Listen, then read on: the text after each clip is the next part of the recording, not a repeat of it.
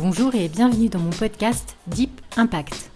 Je suis Valérie Sten et ici je te parlerai d'hypnose évidemment, mais aussi de santé mentale en général et de tous les sujets d'actualité qui touchent de près ou de loin à l'hypnose ou à la santé mentale. Parfois tu auras affaire à moi toute seule ou à d'autres moments à mes invités, qui seront tantôt des experts dans leur domaine, tantôt des personnes qui viendront témoigner de leur vécu afin de partager tout ce qu'elles ont traversé. Bonne écoute!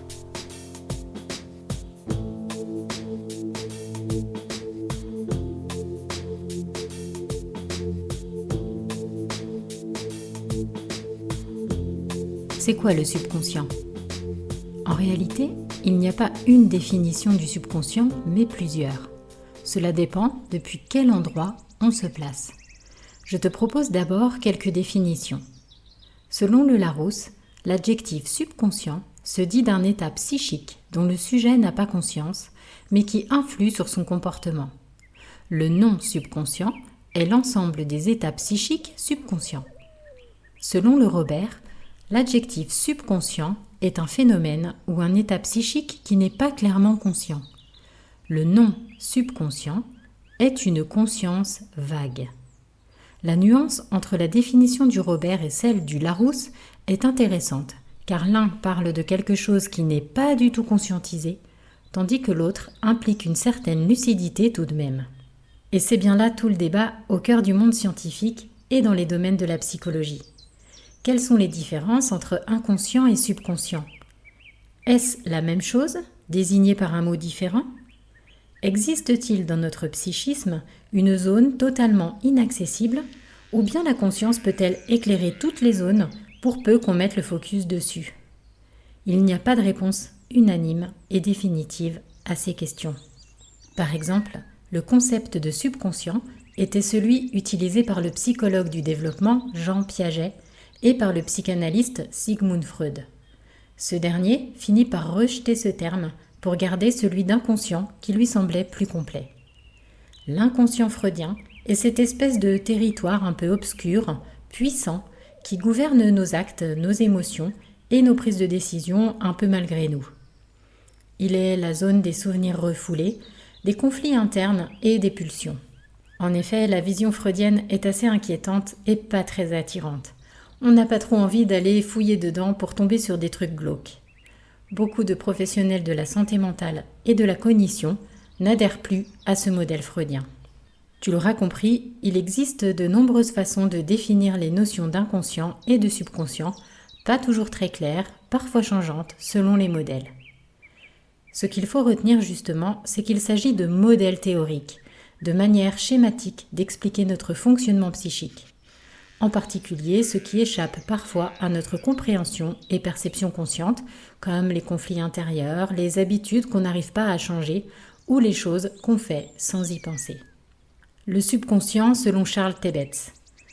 Aujourd'hui, je te propose d'explorer plus en détail un modèle du subconscient intéressant et plus en lien avec ma pratique professionnelle qu'est l'hypnose, le subconscient selon Charles Tebetz. Charles Tebetz était un éminent hypnotiste, enseignant et chercheur en hypnose, pionnier de la thérapie des parties, qui est un protocole très intéressant pour résoudre les conflits intérieurs. Selon Charles Tebetz, le subconscient se divise en 6 fonctions. 1. Une banque de mémoire. 2. La régulation des fonctions involontaires, respiration, battement cardiaque, etc. 3. Le siège des émotions. 4. Le siège de l'imagination. 5. Le contrôle des habitudes. 6. La gestion des énergies de motivation. Détaillons un peu chaque fonction du subconscient selon Tebetz. Premièrement, la fonction de mémoire est une sorte de stock, de salle des archives, de bibliothèque interne. Les souvenirs y sont plus ou moins accessibles et peuvent se déformer avec le temps, les apprentissages et les émotions. Certains souvenirs peuvent rester définitivement inaccessibles pour le conscient. La mémoire procédurale, par exemple, celle des savoir-faire comme pédaler sur un vélo, n'a pas besoin d'être conscientisée pour être mobilisée.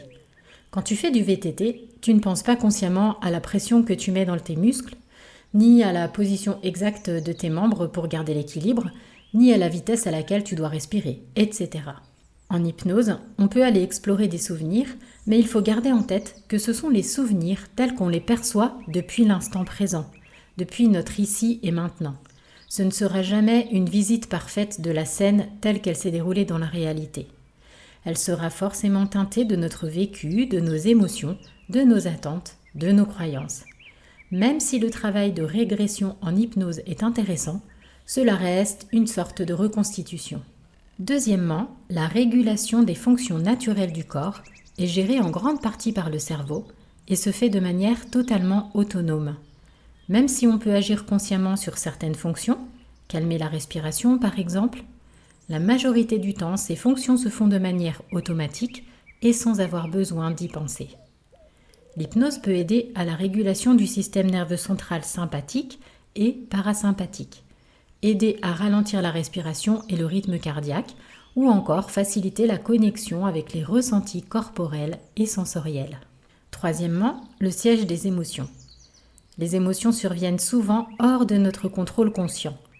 Les réguler demande une prise de conscience et une action de contrôle volontaire. Ce n'est d'ailleurs pas toujours possible ni même souhaitable. Lorsque plusieurs émotions sont en conflit, c'est celle qui est la plus forte qui l'emporte, même si consciemment on pense que ce n'est pas la plus judicieuse. Par exemple, une personne qui sait que fumer est mauvais pour elle, mais qui ne peut pas s'arrêter car son anxiété est apaisée par la cigarette. L'hypnose, et en particulier la thérapie des parties, est adaptée pour régler les conflits intérieurs de ce genre. Elle peut aussi aider à comprendre et mieux vivre avec ses émotions. Quatrièmement, le siège de l'imagination. L'imagination est le langage principal du subconscient. Quelque chose qu'on imagine aura toujours le dernier mot. Si j'ai peur de prendre l'avion, j'ai beau savoir que c'est le moyen de transport le plus sécurisé, j'aurai toujours peur parce que je vais m'imaginer l'accident qui pourrait survenir. La bonne nouvelle est que l'hypnose peut utiliser cette faculté imaginative pour en faire le meilleur atout de notre équilibre psychique. Le pouvoir de l'imaginaire sur le subconscient est si fort que construire un scénario fictif positif peut agir comme une réalité perçue par le subconscient qui en tirera des enseignements pour évoluer. Cinquièmement, les habitudes sont les automatismes ancrés dans le subconscient auxquels on n'a plus besoin de penser. Elles sont constituées de l'enchaînement suivant: déclencheur, envie, action, récompense. Les suites des gestes apprises et assimilées ne peuvent pas être éliminées purement et simplement. Elles nécessitent d'être remplacées par de nouvelles habitudes, car les déclencheurs seront toujours là. Il faudra donc installer une nouvelle action pour remplacer l'habitude dont on ne veut plus. L'hypnose peut aider à choisir et mettre en place des habitudes plus saines et plus utiles. Sixièmement, le générateur d'énergie de motivation.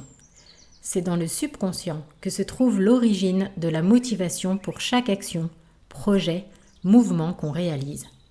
L'hypnose peut donner accès à la motivation d'origine, parfois cachée. Lorsque la motivation semble s'épuiser, l'hypnose peut par exemple résoudre les conflits internes qui empêchent d'avancer ou aider à installer une motivation qui respecte l'écologie personnelle, c'est-à-dire l'équilibre de vie dans sa globalité. Par exemple, un athlète qui n'arrive plus à trouver la motivation pour s'entraîner peut aller se connecter avec ce qui lui donne l'envie de pratiquer son sport ou voir ce qui l'empêche de maintenir son effort dans la durée. Cette vision du subconscient est un modèle parmi de nombreux autres. C'est une approche théorique, symbolique, qui peut aider à avoir une vision de notre fonctionnement mental et des rouages de notre psychisme. Il peut aider également à comprendre comment fonctionnent certaines techniques d'hypnose, comme la thérapie des parties ou les métaphores. Fais-moi savoir si cela t'intéresse d'en savoir plus sur certains protocoles d'hypnose et leur fonctionnement. J'espère que cette écoute t'a plu, que tu as appris des choses, qu'elles t'ont intéressé. Je t'invite à faire le tri dans ce qui est intéressant pour toi, dans ce que tu souhaites garder ou dans ce qui ne correspond pas à tes valeurs. Et puis si ce podcast t'a plu, n'hésite pas à t'abonner à ma chaîne, à liker, à partager, enfin à faire tout ce que tu souhaites pour soutenir Deep Impact. À bientôt!